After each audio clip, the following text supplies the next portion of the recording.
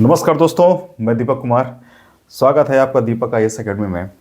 और हम लोग आज जो मॉडर्न हिस्ट्री की क्लास कर रहे थे उसमें हम लोग शुरुआत हम लोगों ने ख़त्म क्या किया था। तो उसमें हम लोगों ने जो पुर्तगालियों का आगमन था हमने वो कर लिया था, है ना। और आज जो हम लोग हैं पुर्तगालियों के बाद जो है वो हम लोग आज करने वाले हैं डच का आगमन, है ना, डच व्यापारियों का आगमन। ठीक है, तो हम लोग जल्दी से 2-3 मिनट में जो है वो आप थोड़ा सा रिकैप कर लेते हैं कि पिछले वाले क्लास में हमने क्या किया था।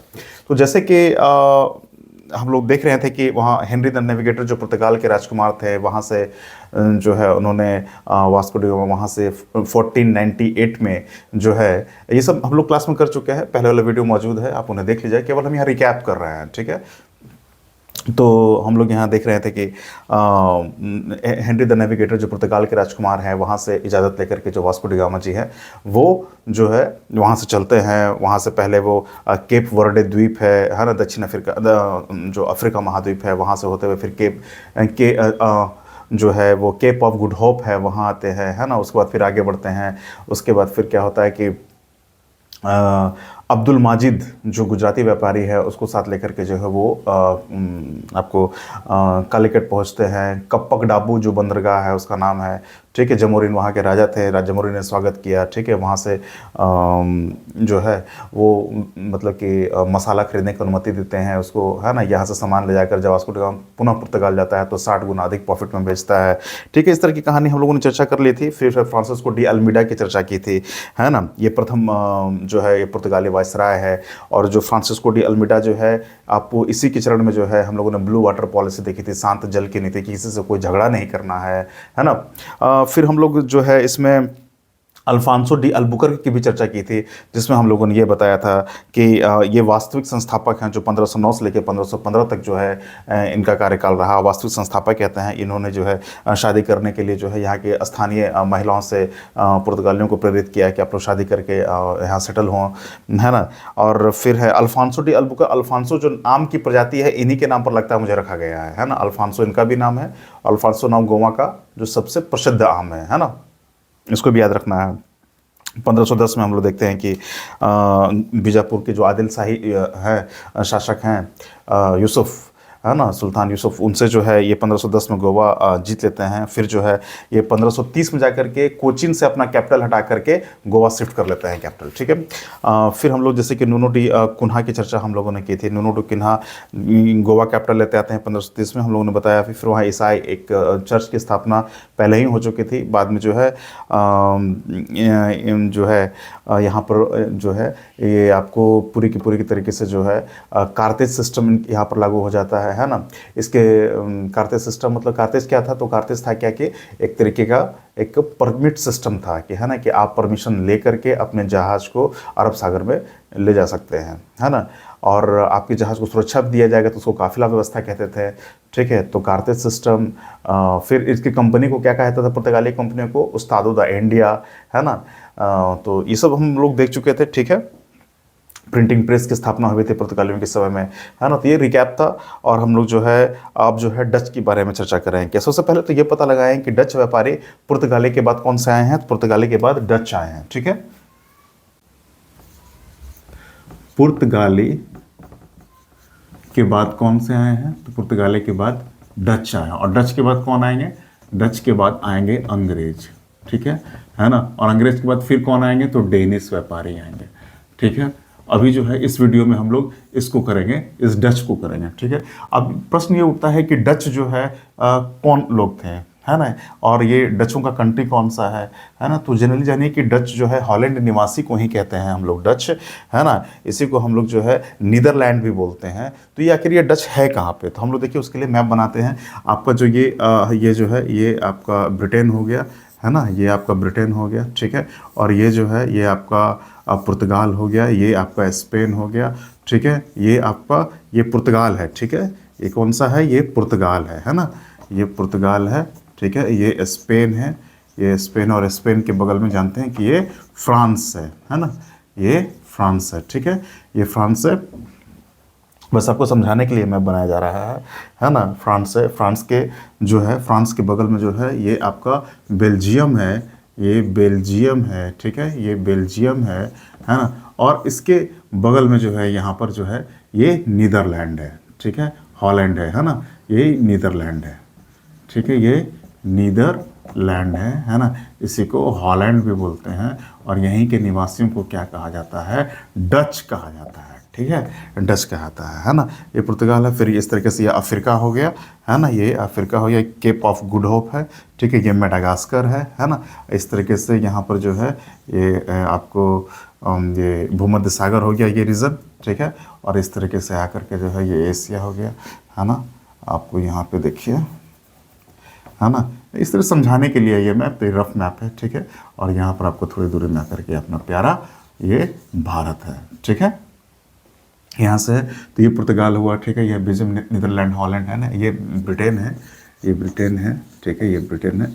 बस ये समझाने के लिए मैप है, ठीक है, कि नीदरलैंड यहाँ से जो है ये इस रास्ते से जो है समुद्री रास्ते से वो फॉलो अप करते हुए जो है ये यहाँ पर ये ऐसे होकर के यहाँ पर ये पहुँचते हैं। ये डच है, नीदरलैंड या हॉलैंड, ठीक है, इन्हें कहा जाता है। ये तो हुआ कि विश्व मानचित्र पर किस तरीके से हम ये डच को पहचान रहे हैं कि कौन सा देश है, ये जान रहे हैं, ठीक है।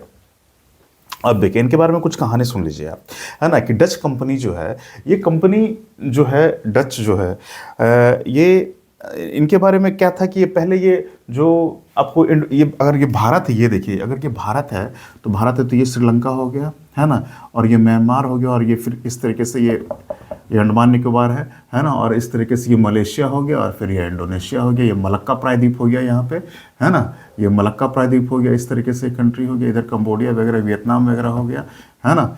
तो ये भी मसाले द्वीप ही कहलाते हैं, इंडोनेशिया या मलेशिया, है ना। इधर से ये हो गया जैसे कि ये इंडोनेशिया का क्षेत्र हो गया, इंडोनेशिया, ठीक है, ये इंडोनेशिया हो गया, है ना।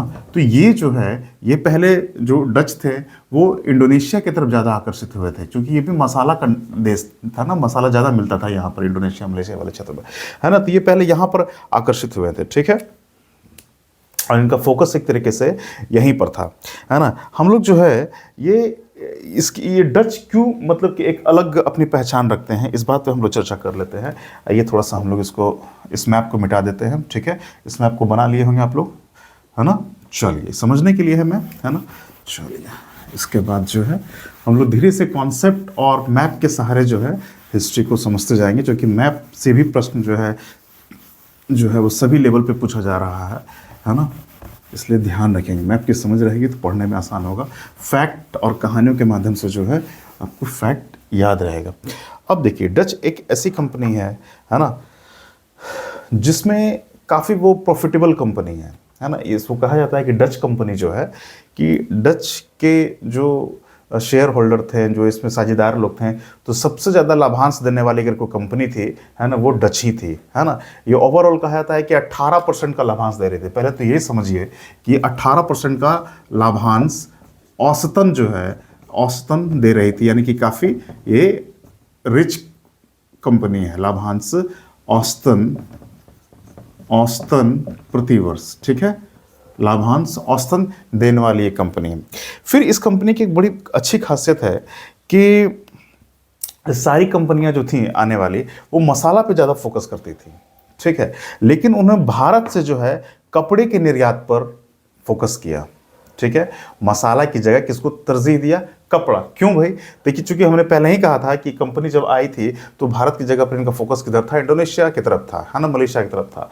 तो ये जो है मसाला वहाँ से ले लेते थे, है ना। तो इसलिए जब मसाला की पूर्ति वहाँ से हो जा रही थी तो भारत से कहा कि चलो भाई यहाँ से ज़्यादा मात्रा में हम वस्त्र निर्यात करेंगे। फिर देखेंगे कई जगह जो है ये फैक्ट्री बनाते हैं, है ना। कासिम बाज़ार में जो है 3000 कारीगरों की मदद से रेशम का कारखाना बनाते हैं, ये वो सब भी हम कहानी जानेंगे डच के बारे में, ठीक है। तो ये देखिए मसाला की जगह कपड़ा निर्यात को प्रोत्साहन, एक इसका पॉइंट है, याद रखें कि मसाला की जगह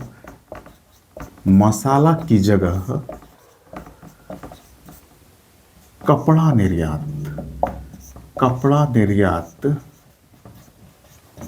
को प्रोत्साहन, मतलब ज़्यादा, ठीक है। ऐसा नहीं कि यहाँ से सिर्फ कपड़े ही कर रहे थे, ये भी नहीं है, लेकिन ज़्यादा क्या कर रहे थे, ये कपड़ा निर्यात पर फोकस कर रहे थे, है ना। इस तरह से कपड़ा के मामले में तो पहले से भी प्राचीन काल से ही भारत में जो व्यापार हो रहा है उसमें कपड़े का एक महत्वपूर्ण स्थान है ना। ये कहा जाता है कि भाई मतलब कपड़े इतने रिफाइन और शानदार बनते थे कि वो अंगूठी के पूरा जो है वो साड़ी समा जाता था। इससे मतलब ये है, लेकिन ये है कि ये काफ़ी अच्छे बनते थे, इसमें तो कोई शक नहीं है ना। और ये और जो यहाँ देखते हैं डच जो है मसाले की जगह कपड़ा निर्यात को प्रोत्साहन देते हैं।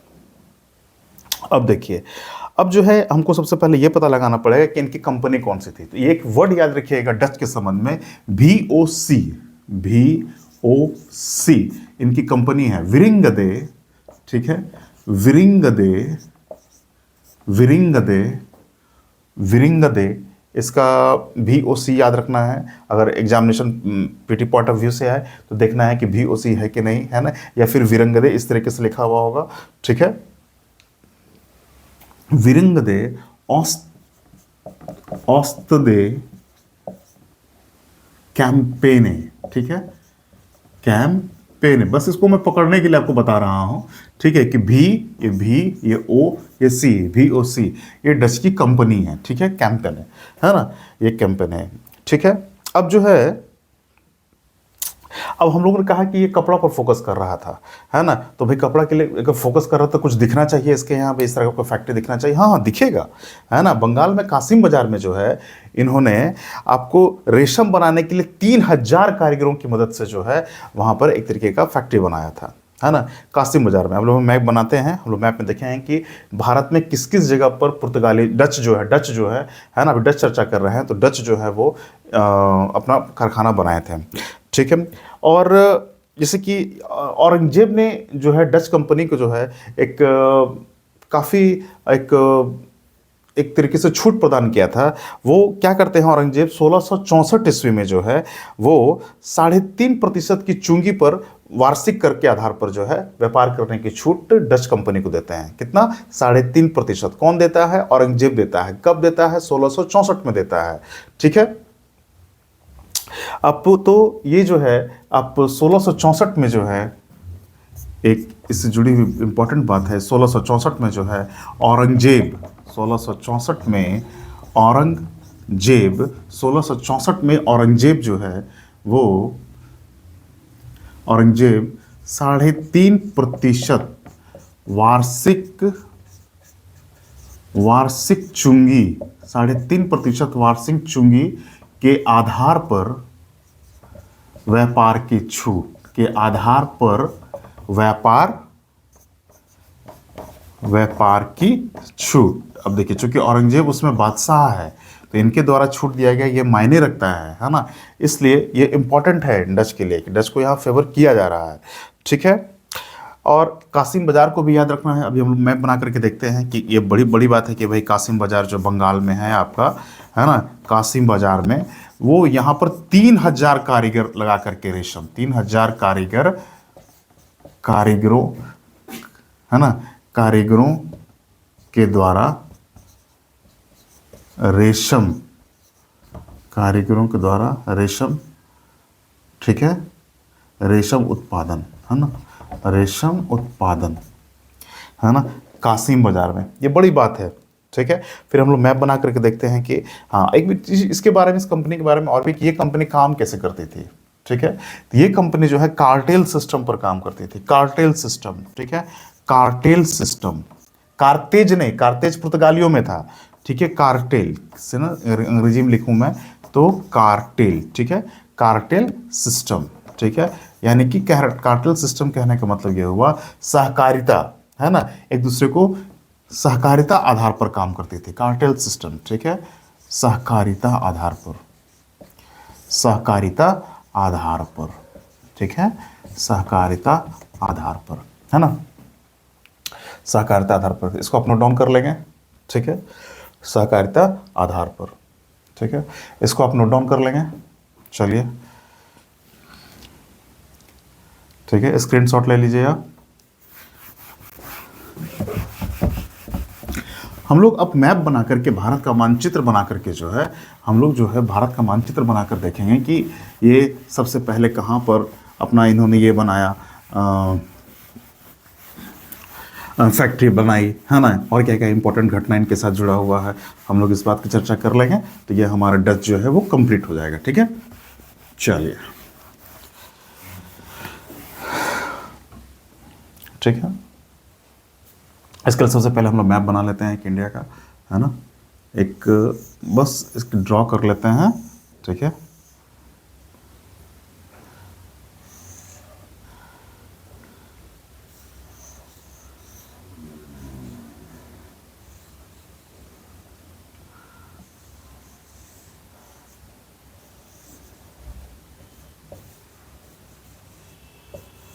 देखिए, है ना, ये इस तरह से मैप हो गया इंडिया का।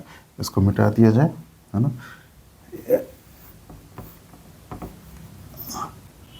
ठीक है, ये इंडिया का मैप हो गया। ठीक है, अब इसमें देखिए हम लोग इम्पोर्टेंट चीज़ जो है ये देखते हैं। अब जो है आपका जो प्रथम फैक्ट्री इन्होंने बनाई है ये 1605 में बनाई है। ठीक है, 1605 में प्रथम फैक्ट्री जो बनाई है, 1605 में प्रथम फैक्ट्री। ठीक है, प्रथम फैक्ट्री डचों द्वारा बनाई गई प्रथम फैक्ट्री। ठीक है, कहाँ? तो मसूलीपट्टनम में। ठीक है, मसूलीपट्टनम या मछलीपट्टनम भी बोलते हैं। ठीक है, मसूलीपट्टनम में बनाया गया। ठीक है, अब देखिए मसूलीपट्टनम में तो प्रथम फैक्ट्री इसकी बन गई, किसकी है? ये डचों की, ये डच की चर्चा हो रही है। ठीक है, ये डच की चर्चा हो रही है, इस बात को ध्यान में रखना है। यहाँ ये डच के बारे में लिख रहे हैं, डचों की। ठीक है, डचों की प्रथम फैक्ट्री, है ना, इस बात को ध्यान में रखना है। डचों की प्रथम फैक्ट्री यहाँ बनती है। ठीक है दोस्तों, फिर हम लोग देखते हैं कि आपको जो है पुलिकट, है ना, पुलिकट के जस्ट नीचे जो है वो मद्रास है, इस बात को याद रखिएगा। ठीक है, ये तो मसूलीपट्टनम हो गया, ये पुलिकट। ठीक है, पुलिकट, ये भी इनका जो है इम्पॉर्टेंट पुलिकट। ठीक है, इनका इम्पॉर्टेंट फैक्ट्री यहाँ भी बनता है। ठीक है, और खास करके जो है ये पुलिकट जो है, इस जगह को ध्यान में रखना है कि पुलिकट को कैसे लिया था इन लोगों ने। तो यहाँ पर चंद्रगिरी है, एरिया है, तो चंद्रगिरी के राजा से जो है, चंद्रगिरी के राजा से इन्होंने पुलिकट लिया था। ठीक है, चंद्रगिरी के राजा से इन्होंने पुलिकट लिया था। ठीक है, बगल में ही मद्रास है यहाँ पर पुलिकट। ठीक है, चंद्रगिरी के ही राजा से लिया था। और खास करके यहाँ पर ये है कि पुलिकट को ही जो है यहाँ पर, इसी को जाके बाद में जो है इसको हेड क्वार्टर बना दिया जाता है। क्या बना दिया जाता है? हेड क्वार्टर बना दिया जाता है, किसका? तो डचों का। ठीक है, इस बात को याद रखना है ना, एक क्वेश्चंस में आ सकता है, आया हुआ है, आने की संभावना है। ठीक है, पुलिकट ये डचों के लिए काफ़ी इंपॉर्टेंट है। फिर आपको यहीं पर जो है एक चीज़ है कि डचों ने जो है पुलिकट में ही जो है पैगोडा जो है निर्माण की बात कही। पैगोडा क्या था भाई? तो स्वर्ण रुपया जिस तरीके से होता है उस तरीके से पैगोडा यहाँ ढालने की बात इन्होंने मनवा ली थी। ठीक है, यहाँ के स्थानीय जो चंद्रगिरी के राजा है उनसे, है ना, कि सोना का जो है हम लोग यहाँ पर सिक्का ढालेंगे, है ना, उसका नाम पैगोडा होगा। ठीक है, तो पुलिकट में पैगोडा, है ना, स्वर्ण पैगोडा। ठीक है, पैगोडा ढालने के लिए, स्वर्ण पैगोडा ढालने के लिए अनुमति प्राप्त कर लेते हैं। स्वर्ण पैगोडा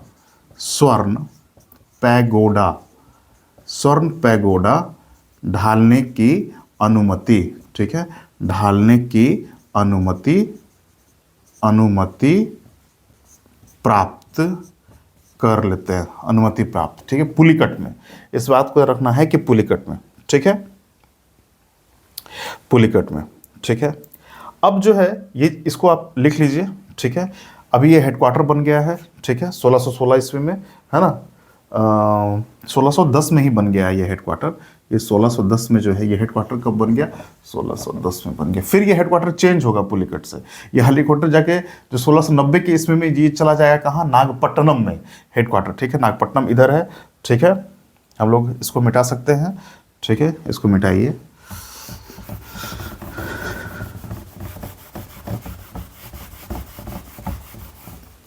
ठीक है, अब आ जाइए कि थोड़ा सा हम लोग, है ना, हम लोगों ने ये कर लिया, और फिर इसी दरमियान क्या होता है कि जो सूरत में भी एक इम्पॉर्टेंट फैक्ट्री 1616 में इनका बन गया है। ठीक है, 1690 के दौरान जो है ये नागपट्टनम है, नागपट्टनम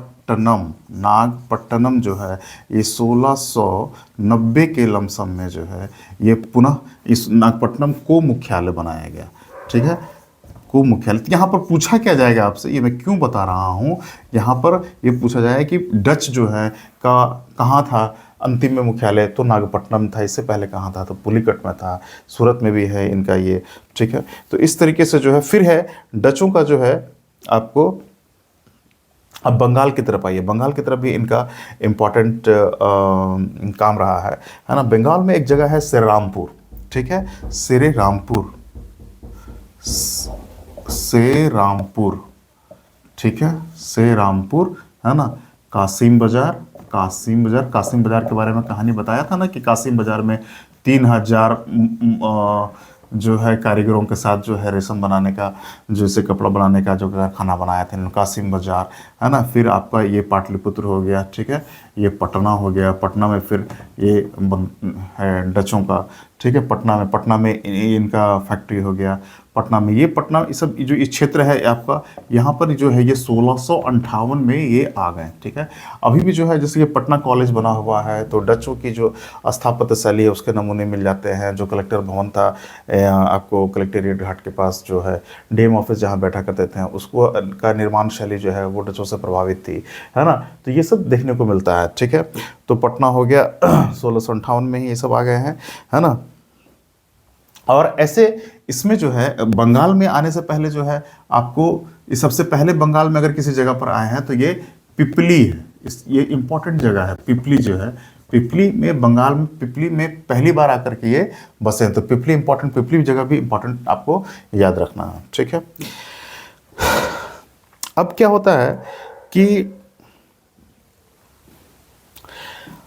यहाँ से कपड़ा, यहाँ से मेन इनका क्या था, कपड़ा। और क्यों था कपड़ा भाई, चूंकि मसाला का काम जो है इनका हो जा रहा था किधर से, इंडोनेशिया से। ये चूंकि इंडोनेशिया में जब पुर्तगाली लोग बसे हुए थे ना, तो पुर्तगालियों को हरा देते हैं वहाँ ये डच लोग, है ना, और हरा के उस पर कब्जा कर लेते हैं। तो मसाला की जरूरत वहाँ से पूरी हो जाती है, तो कपड़ा की यहाँ से इंडिया से कर रहे हैं ये। बस यही बात है, यही समझने की बात है। ठीक है दोस्तों, तो इस तरीके से जो है हम लोग डच का जो पोर्शन था हम लोग ये भी कंप्लीट कर लिए इस वीडियो में। अगले वीडियो में जो है हम लोग अंग्रेज व्यापारियों का आगमन करेंगे, है ना। तो इस तरीके से हम लोग कॉन्सेप्ट बनाते रहें। तो ठीक है दोस्तों, मैं दीपक कुमार, आपको वीडियो को शेयर करें, सब्सक्राइब करें, लाइक करें और मेरे साथ बने रहें हिस्ट्री की जानकारी के लिए, जो आपके किसी भी एग्जामिनेशन में सफलता के लिए काफ़ी आवश्यक है। जय जोश। ओके, थैंक यू दोस्तों।